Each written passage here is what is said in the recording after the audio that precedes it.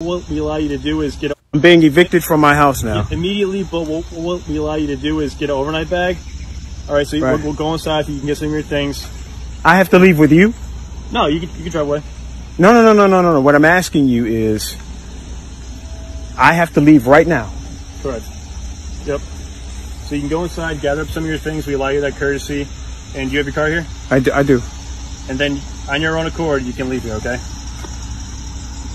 So you're going to leave and I can leave after you leave? I just have to leave. We're going to leave. No, we're going to leave with you. We're going to leave together.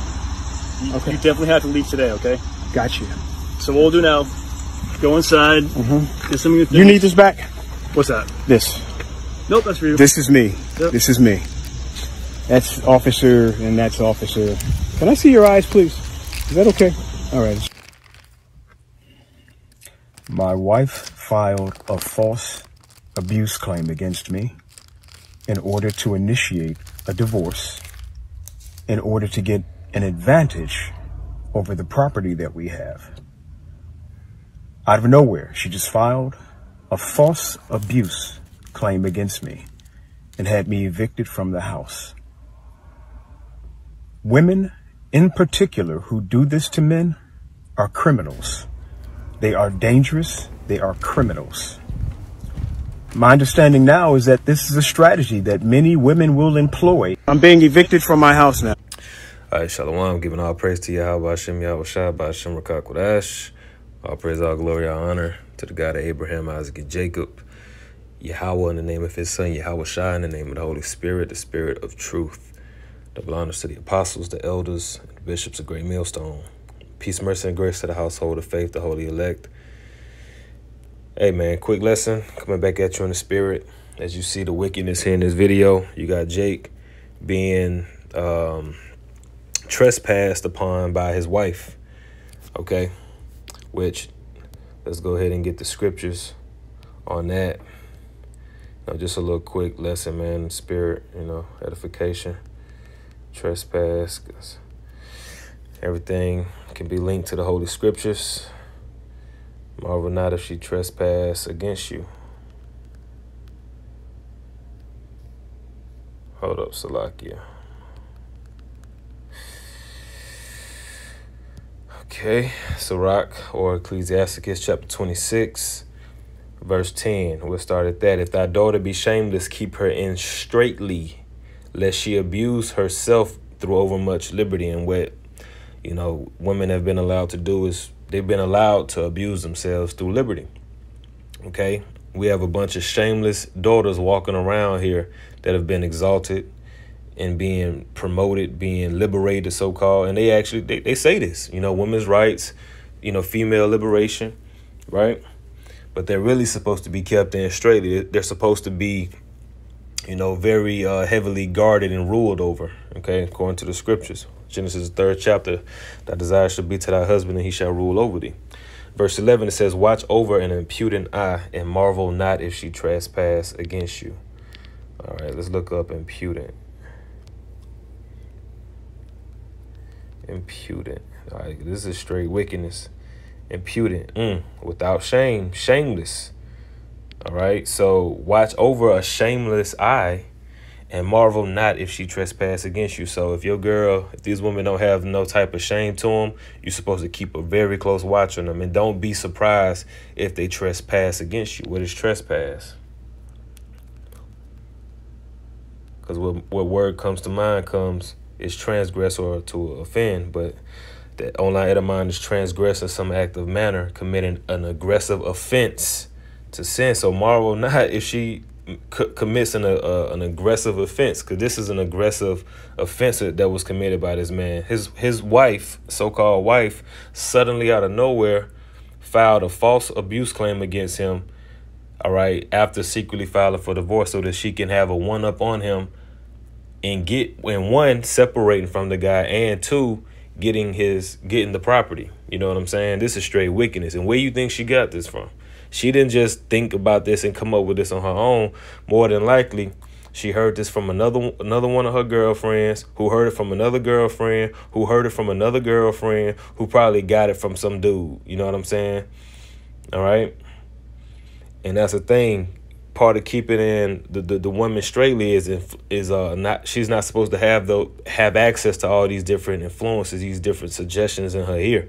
Because when you look at the fall that began with Adam and Eve, you know, why the hell did Eve have, why did another man have access to Eve? Like, you know what I'm saying? I've been meditating on that lately.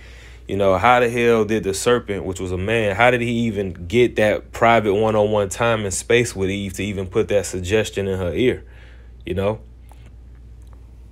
'cause this is what that leads to, which ultimately leads to the curses. All right, to fulfill the curses in the scriptures. So I'm gonna go ahead and get this curse real quick. Deuteronomy 28, verse 56.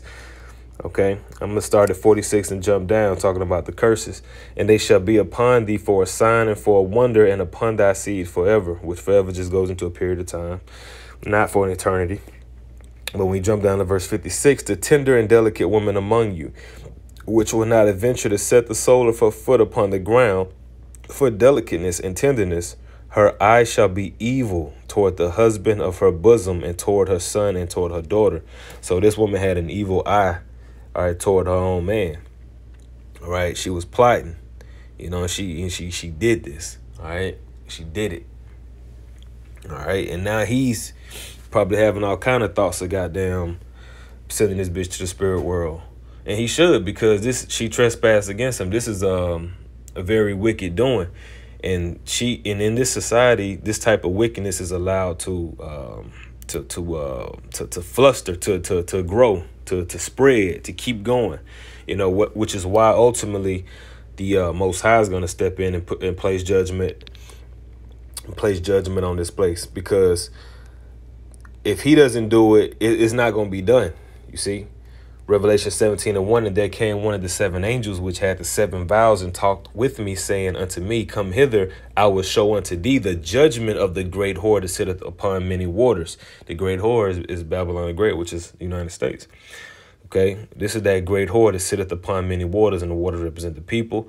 All right, this place is pretty much this. Its influence is all over the earth. It's global.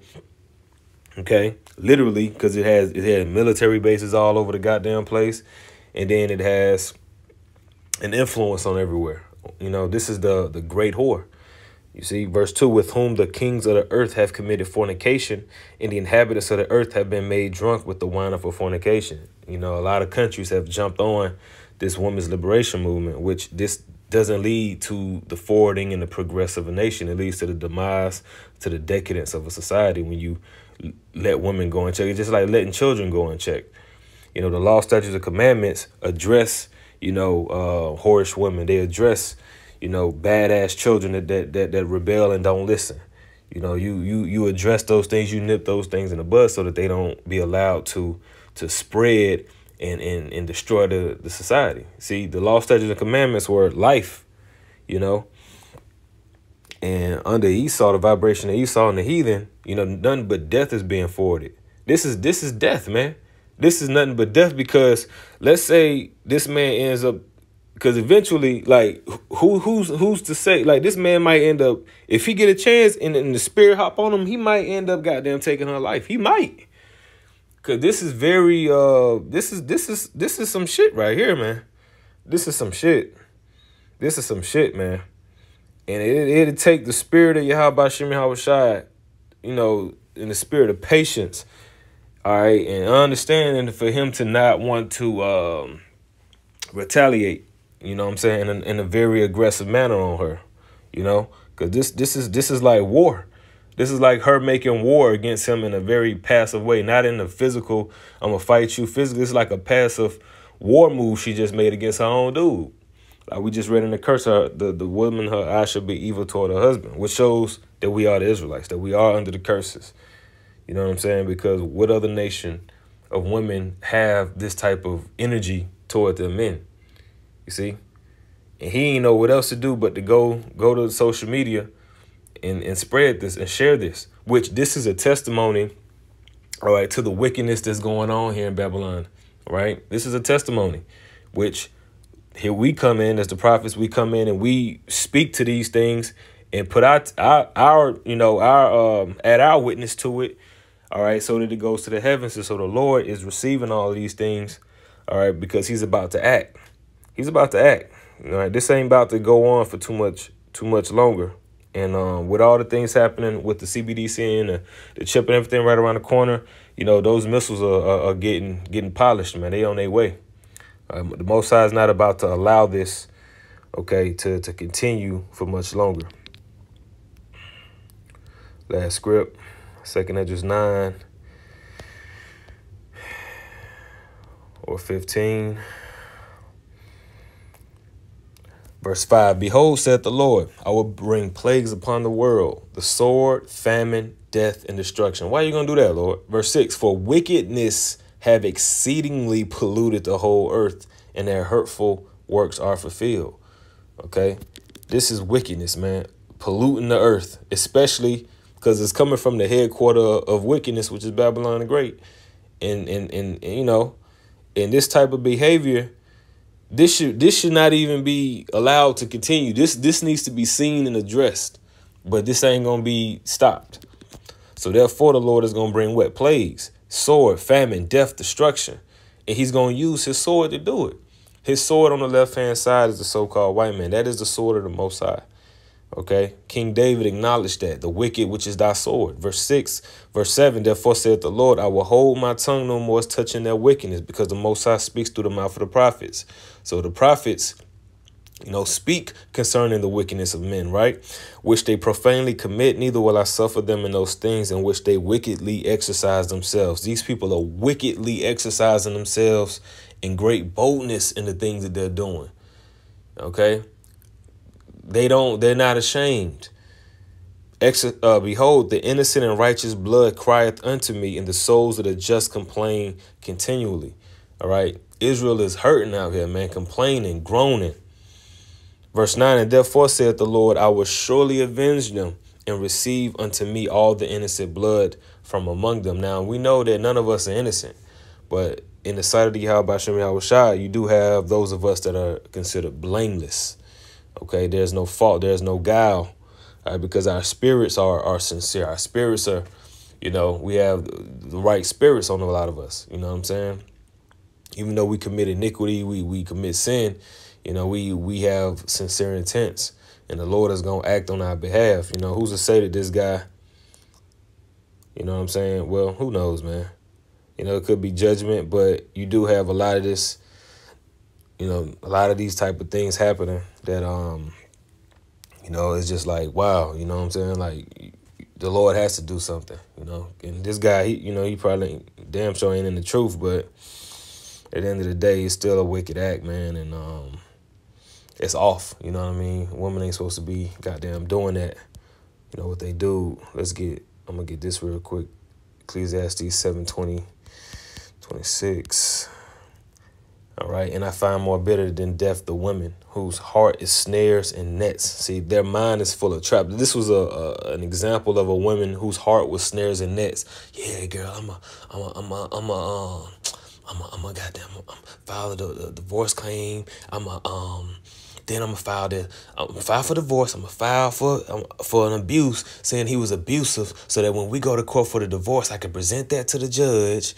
Okay, and then they gonna give me the divorce. Then when they give me the divorce, girl, I can take the house, I can take the car, I can take the clothes, I can get the alimony, girl, and he ain't gonna have shit, right? Who snares his hearts and bands, whoso pleaseth God shall escape from her, but the sinner shall be taken by her. All right, and jakes like this would be the same Jake that walked past the camp, goddamn, stirring up strife with us, trying to say, well, the laws are done away with. You see, he got this smooth face. All right, you can tell he shaved. You know what I'm saying? But these be them same Jakes that won't accept Yahushua, and then guess what? They end up getting taken by the woman. So at the same time, you can't feel sorry for them a lot of times, but at the same time, you can though, because we're people that have empathy, So I'm gonna go ahead and close that. My prayer was edifying lesson. To the next one. Shalom.